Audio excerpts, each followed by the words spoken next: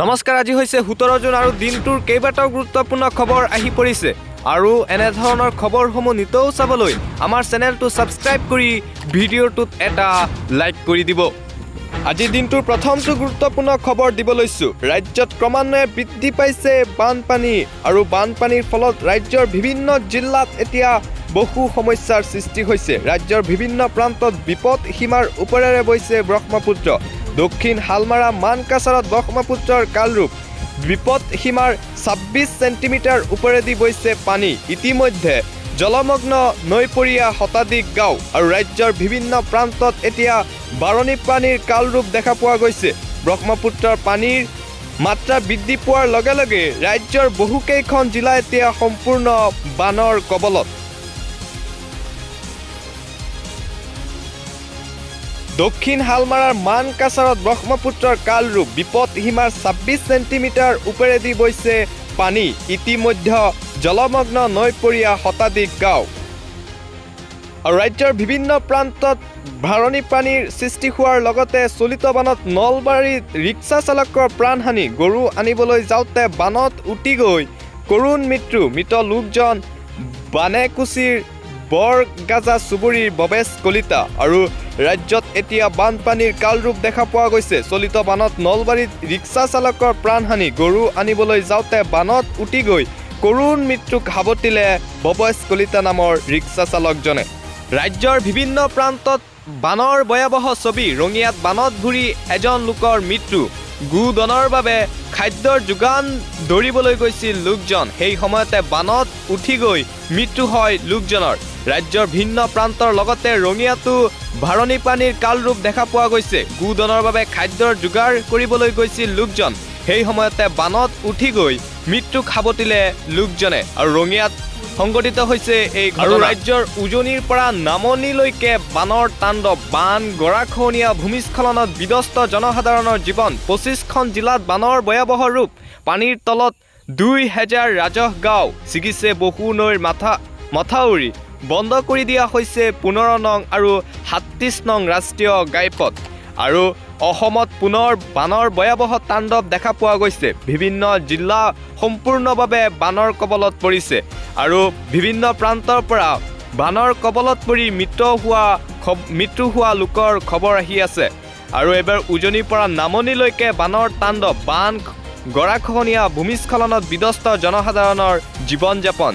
25খন জিলাত বানৰ ভয়াৱহ ৰূপ। পানীৰ তলত 2000 ৰাজহ গাঁও ছিগিছে বহু নৈৰ মথাউৰি। বন্ধ কৰি দিয়া হৈছে 15 নং আৰু 17 নং ৰাষ্ট্ৰীয় ঘাইপথ। আৰু ৰাজ্যৰ শেহতীয়া বান পৰিস্থিতিৰ বাবে ৰাজ্যৰ বিভিন্ন জিলাসমূহত ৰেল সেৱা বন্ধ কৰি দিয়া হৈছে। এবাৰ নলবাৰীত অস্থায়ীভাৱে বন্ধ হৈ পৰিছে ৰেল সেৱা। বানে খহালে ৰেলপথ। নলবাৰীত অস্থায়ীভাৱে বন্ধ হৈ পৰিছে ৰেল সেৱা। বৰষুণ আৰু বানৰ পৰিপ্ৰেক্ষিতত খহিছে গগ্ৰাপাৰ আৰু নলবাৰীৰ মাজৰ ৰেলপথৰ একাংশ আৰু যাৰ ফলত নলবাৰীত অস্থায়ীভাৱে বন্ধ কৰি দিয়া হৈছে ৰেল সেৱা। প্ৰতিকূল বতৰ আৰু বান পৰিস্থিতিৰ বাবে এই সিদ্ধান্ত ৰেলৱে কৰ্তৃপক্ষৰ। বৰষুণ আৰু বানৰ পৰিপ্ৰেক্ষিতত খহিছে গগ্ৰাপাৰ আৰু নলবাৰীৰ মাজৰ ৰেলপথৰ একাংশ যাৰ বাবে অস্থায়ীভাৱে বন্ধ হৈ পৰিছে। আৰু অসমৰ বান পৰিস্থিতি আৰু প্ৰতিকূল বতৰৰ প্ৰতি লক্ষ্য ৰাখি আজি কি ৰেল সেৱা বাতিল কৰা হৈছে। সম্পূৰ্ণৰূপে বাতিল কৰা হৈছে 6খনকৈ ৰেল যাত্ৰা। নিউ বঙাইগাঁও গুৱাহাটী পেছেঞ্জাৰ ৰেলৰ যাত্ৰা বাতিল। গুৱাহাটী আলিপুৰদুৱাৰ চিফুং পেছেঞ্জাৰ যাত্ৰা বাতিল। 7খনকৈ যাত্ৰীবাহী ৰেলৰ সলনি কৰা হৈছে যাত্ৰাপথ। আংশিকভাৱে বাতিল কৰা হৈছে 4খনকৈ যাত্ৰীবাহী ৰেল। আলিপুৰদুৱাৰ গুৱাহাটী চিফুং পেছেঞ্জাৰ যাত্ৰী বাতিল। আলিপুৰদুৱাৰ লামডিং ইণ্টাৰচিটি এক্সপ্ৰেছৰ যাত্ৰা বাতিল। ৰঙিয়াৰ পৰিৱৰ্তে গোৱালপাৰা হৈ চলাচল কৰিব এইসমূহ ৰেল। আৰু প্ৰতিকূল বতৰ আৰু অসমৰ শেহতীয়া বান পৰিস্থিতিৰ বাবে এই সিদ্ধান্ত গ্ৰহণ কৰিছে অসম ৰেলৱে কৰ্তৃপক্ষই। আন এটা গুৰুত্বপূৰ্ণ খবৰ দিব লৈছো। অগ্নিপথৰ বিৰোধিতাৰে অগ্নিকাণ্ড। বিহাৰত শুক্ৰবাৰে জ্বলাই দিলে ৰেল। 2খনকৈ ৰেলত অগ্নিসংযোগ প্ৰতিবাদকাৰী। অসম অভিমুখী লোহিত এক্সপ্ৰেছৰ 4টাকৈ ডবাত অগ্নিসংযোগ কৰে প্ৰতিবাদকাৰী লোকসকলে। জম্মু কামাখ্যা অভিমুখে আছিল ৰেলখন। মহিউদ্দিন নগৰ ষ্টেচনত জ্বলালে ৰেলখন আৰু অগ্নিপথৰ বিৰোধিতাৰে অগ্নিকাণ্ড বিহাৰত শুক্ৰবাৰে প্ৰতিবাদকাৰীয়ে জ্বলাই দিলে ৰেল দুখনকৈ ৰেলত অগ্নিসংযোগ প্ৰতিবাদকাৰীৰ অসম অভিমুখে লোহিত এক্সপ্ৰেছৰ 4টাকৈ ডবাত অগ্নিসংযোগ কৰিলে প্ৰতিবাদকাৰী লোকসকলে জম্মু কামাখ্যা অভিমুখী আছিল ৰেলখন মহিউদ্দিন নগৰ ষ্টেচনত জ্বলাই দিলে প্ৰতিবাদকাৰীয়ে আৰু অগ্নিপথৰ বিৰোধিতা চলি থকাৰ মাজতে অগ্নিপথ আঁচনিক লৈ চৰকাৰৰ বৃহৎ ঘোষণা এই বছৰত ভৰ্তি সময় বৃদ্ধি কৰিলে 23 বছৰলৈ পূৰ্বে 21 বছৰলৈ আছিল ভৰ্তিৰ সময়সীমা এতিয়াৰে পৰা 17.5ৰ পৰা 23 বছৰলৈকে কৰিব পাৰিব যোগদান অগ্নিপথক লৈ দেশজুৰি অব্যাহত প্ৰতিবাদৰ মাজতে চৰকাৰৰ এই বৃহৎ ঘোষণা উল্লেখযোগ্য যে যোৱাকালি ৰেল এখন জ্বলাই দিছিল প্ৰতিবাদকাৰীয়ে আৰু এই প্ৰতিবাদ চলি থকাৰ মাজতে অগ্নিপথ আঁচনিক লৈ চৰকাৰৰ এই বৃহৎ ঘোষণা ৰাজ্যত পুনৰ ভূমিস্খলনৰ ঘটনা আজি ৰাজ্যত ভূমিস্খলনৰ ঘটনা সংঘটিত হয় মহানগৰীৰ ভিন্ন প্ৰান্তত সংঘটিত হৈছে ভূমিস্খলনৰ ঘটনা গুৱাহাটীৰ বিভিন্ন প্ৰান্তত ভূমিস্খলন কামাখ্যা দেৱালয়ৰ সমীপত ভূমিস্খলন পাণ্ডু কামাখ্যা সংযোগী পথত ভূমিস্খলন পাহাৰৰ মাটি শিল খহি পৰিল পথত আৰু ৰাজ্যত আজি পুনৰ এই ভূমিস্খলনৰ ঘটনা সংঘটিত হয় আৰু অসমৰ লগতে মেঘালয়তো ভয়ংকৰ ভূমিস্খলনৰ ঘটনা মেঘালয়ৰ গাৰু পাহাৰত ভয়ংকৰ ভূমিস্খলন জীৱন্তে সমাধিস্থিত 3জন নেৰানেপেৰা বৰষুণৰ ফলত পাহাৰীয়া ৰাজ্যখনৰ বিভিন্ন প্ৰান্তত সংঘটিত হৈছে ভূমিস্খলনৰ ঘটনা আৰু ভূমিস্খলনৰ ফলত 3জন লোক থিতাতে নিহত হয় মেঘালয়ৰ গাৰু পাহাৰত সংঘটিত হৈছে ভূমিস্খলনৰ ঘটনা বাগমাৰাত ভূমিস্খলনত জীৱন্তে সমাধিস্থিত 3জন মৃত 3জনৰ ভিতৰত আছে এটি শিশু উদ্ধাৰকাৰী দলে 3জনৰ মৃতদেহ উদ্ধাৰ কৰিছে উল্লেখযোগ্য যে নেৰানেপেৰা বৰষুণৰ ফলত মেঘালয়ৰ গাৰু পাহাৰত সংঘটিত হয় এই ভয়ানক ভূমিস্খলন আৰু মেঘালয়ৰ ভিন্ন প্ৰান্তত সংঘটিত হৈ আছে ভূমিস্খলনৰ ঘটনা এবাৰ 2024ৰ পৰা ৰাজহুৱা নকৰে মেট্ৰিকৰ ফলাফল ছাত্ৰ-ছাত্ৰীক ব্যক্তিগতভাৱে ফলাফল দিয়াৰ ব্যৱস্থা কৰিব সেৱা কৰ্তৃপক্ষক শিক্ষামন্ত্ৰীৰ নিৰ্দেশ শেহতীয়া ফলাফলৰ পিছত বহু ছাত্ৰ-ছাত্ৰীয়ে আত্মহত্যা কৰিছিল এই ঘটনাৰ বাবে ফলাফল ৰাজহুৱা নকৰাৰ ব্যৱস্থা সম্ভৱ হলে 2023ৰ পৰাই এই ব্যৱস্থা কৰাৰ নিৰ্দেশ সেৱাক আৰু 2024ৰ পৰা ৰাজহুৱা নকৰে মেট্ৰিকৰ ফলাফল ছাত্ৰ-ছাত্ৰীক ব্যক্তিগতভাৱে ফলাফল দিয়াৰ ব্যৱস্থা কৰিব সেৱাই কৰ্তৃপক্ষক নিৰ্দেশ দিলে শিক্ষামন্ত্ৰী ৰণোজ পেগুৱে শেহতীয়া ফলাফলৰ পিছত বহু ছাত্ৰ-ছাত্ৰীয়ে কৰিছিল আত্মহত্যা এই ঘটনাৰ বাবে ফলাফল ৰাজহুৱা নকৰাৰ ব্যৱস্থা সম্ভৱ হলে 2023ৰ পৰাই এই ব্যৱস্থা কৰাৰ নিৰ্দেশ প্ৰদান কৰে শিক্ষামন্ত্ৰী ৰণোজ পেগুৱে আৰু কাইলৈৰ পৰা গুৱাহাটী হিলছৰ মাজত ৰাজ সাহায্যযুক্ত বিমান সেৱা পথ যোগে বিচ্ছিন্ন হৈ পৰাৰ বাবে ব্যৱস্থা এটিডিচিৰ পল্টন বজাৰ কাৰ্যালয় হিলছৰ ডিচি অফিচত পাব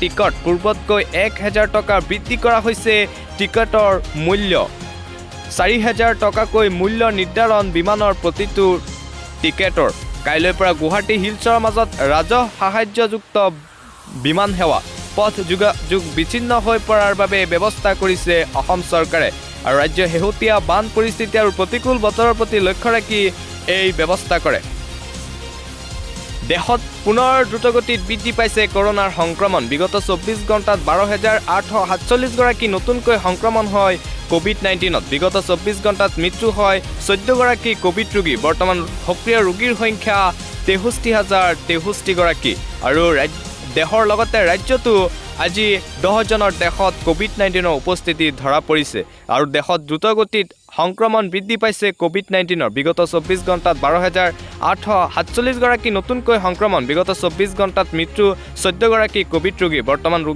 সক্ৰিয় ৰোগীৰ সংখ্যা 63,063 গৰাকী বুলি জানিব পৰা গৈছে অসম তথা সমগ্ৰ ভাৰতত প্ৰৱেশ নিষিদ্ধ বাংলাদেশী গায়িকা মুনিয়া মুনুৰ প্ৰৱেশ নিষিদ্ধ কৰিলে ভাৰত চৰকাৰে 6জন ধৰ্মীয় গুৰু ভিজা ব্লেক লিষ্টত কৰিলে ভাৰত চৰকাৰে তালিকাত ধৰ্মগুৰু জালালুদ্দিন ৱাছমানী আহমদ হুছেইন ওৰফে মুফতি হুছেইন আবু তাহিৰ মোহাম্মদ জাকাৰিয়া খাৱাছ বুজেদুছ হজৰত মৌলানা মুফতি ৰফিকুলক নিষিদ্ধ কৰিলে ভাৰত চৰকাৰে আৰু নুপুৰ শৰ্মাৰ যি বিতৰ্কিত মন্তব্য কৰিছিল ইছলাম ধৰ্মগুৰুক লৈ আৰু তাৰ পিছত এই লোকসকলে ভাৰত বৰ্জন আহ্বান জনাইছিল সমগ্ৰ বাংলাদেশত আৰু যাৰ ফলত অসম তথা সমগ্ৰ ভাৰতবৰ্ষত প্ৰৱেশ নিষিদ্ধ বাংলাদেশী এই লোকসকলৰ আৰু অসমতো নিষিদ্ধ কৰিলে এই লোকসকলৰ প্ৰৱেশ ভাৰত চৰকাৰে ভিজা সম্পূৰ্ণভাৱে ব্লেক লিষ্টত পেলাইছে এই লোকসকলৰ আৰু নুপুৰ শৰ্মাৰ যি বিতৰ্কিত মন্তব্য আছিল ইছলামিক ধৰ্মগুৰুক লৈ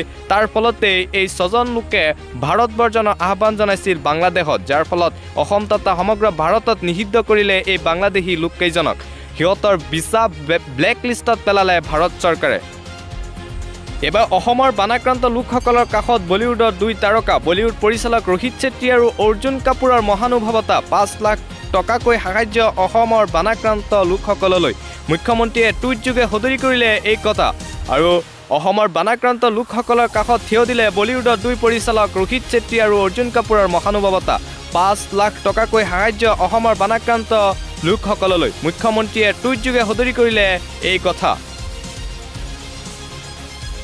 আৰু ৰাজ্যত বান পৰিস্থিতি চলি থকাৰ সময়তে জনসাধাৰণক পুনৰ মাধামৰ আজিৰ পৰা ৰন্ধন গেছৰ নতুন সংযোগৰ মূল্য বৃদ্ধি পূৰ্বতকৈ 750 টকা বেছিকৈ ভৰিব লাগিব গ্ৰাহকে আৰু ৰাজ্যত প্ৰতিবাদ আৰু বান পৰিস্থিতি চলি থকাৰ মাজতে জনসাধাৰণক পুনৰ মাধামাৰ ৰাজ্যৰ পৰা আজিৰ পৰা ৰন্ধন গেছৰ নতুন সংযোগৰ মূল্য বৃদ্ধি পূৰ্বতকৈ 750 টকাকৈ বেছিকৈ ভৰিব লাগিব গ্ৰাহকে এবাৰ বিবাহ বিচ্ছেদৰ আবেদন লাভলীনা বৰগোহাঁইৰ 2018 চনত বিবাহ পাশত আবদ্ধ হৈছিল বক্সাৰ লাভলীনা বৰগোহাঁই নৱনীত গোস্বামীৰ সৈতে বিবাহ হৈছিল লাভলীনাৰ ফেমিলি কোৰ্টত বিবাহ বিচ্ছেদৰ বাবে আবেদন দাখিল কৰে খেলুৱৈগৰাকী আৰু বিবাহ বিচ্ছেদৰ বাবে আবেদন জনাই বক্সাৰ লাভলীনা বৰগোহাঁই 2018 চনত বিবাহ পাশত আবদ্ধ হৈছিল লাভলীনা বৰগোহাঁই নৱনীত গোস্বামীৰ সৈতে বিবাহ পাশত আবদ্ধ হৈছিল লাভলীনা ফেমিলি কোৰ্টত বিবাহ বিচ্ছেদৰ বাবে আবেদন খেলুৱৈগৰাকী